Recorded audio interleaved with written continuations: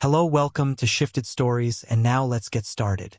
My husband overheard my private phone call. He didn't confront me, he just disappeared forever. I didn't know he was home. If I had known, I would have never said it. Or maybe I would have said it differently.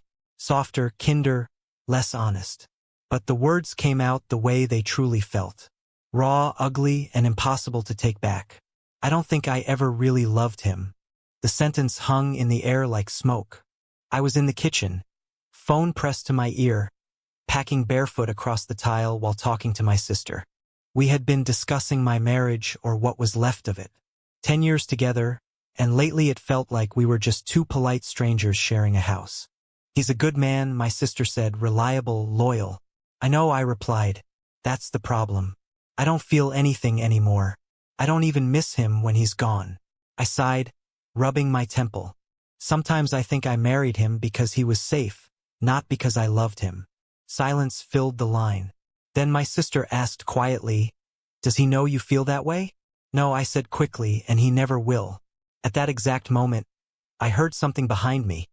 A soft sound. Not loud, just enough to freeze my blood. I turned slowly.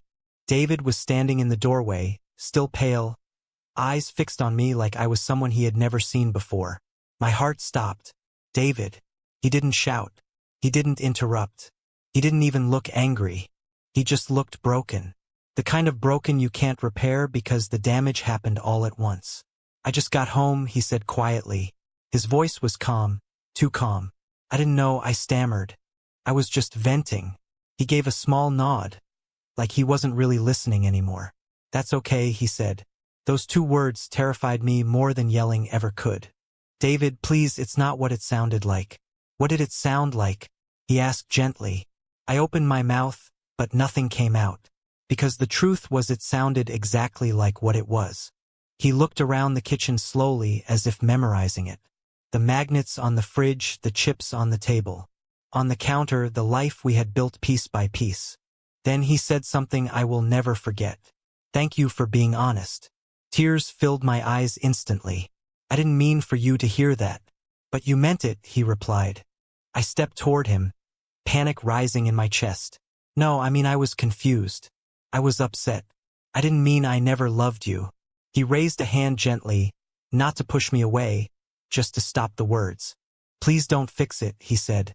"If you didn't love me, I don't want a version of love you have to explain." His kindness made it worse. "I do love you," I insisted, voice shaking. He smiled sadly. "Not the way I loved you." That broke something inside me. "Where are you going?" I asked as he turned toward the hallway. "Out," he said. "I just need some air." David waits, but he was already walking away. No slamming doors, no dramatic exit. Just quiet footsteps fading like he was slipping out of our life instead of leaving it. He didn't come back that night. At first, I told myself he was staying with a friend, cooling off, thinking things through. By morning, my calls went straight to voicemail. By afternoon, his sister texted me, "He's safe. Please don't contact him right now." Right now, those two words felt like a temporary bandage over something permanent. Days turned into weeks. He never returned to the house, never picked up his clothes, never asked for anything.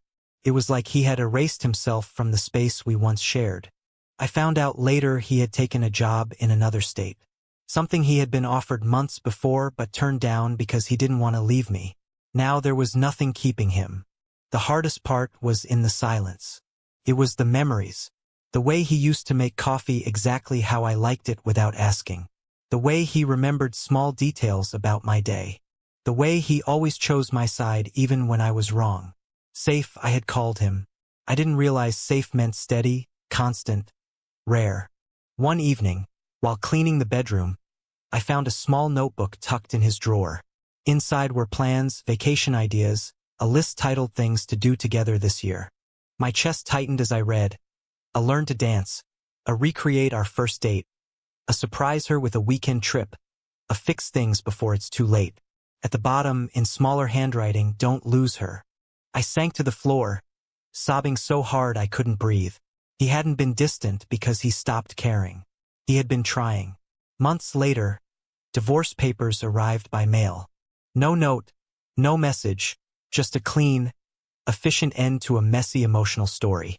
I signed them with shaking hands, not because I wanted to, because I finally understood that love can't survive where it isn't returned honestly.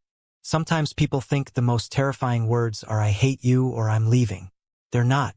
The most terrifying words are the ones spoken carelessly, the ones that reveal a truth you didn't realize would destroy everything.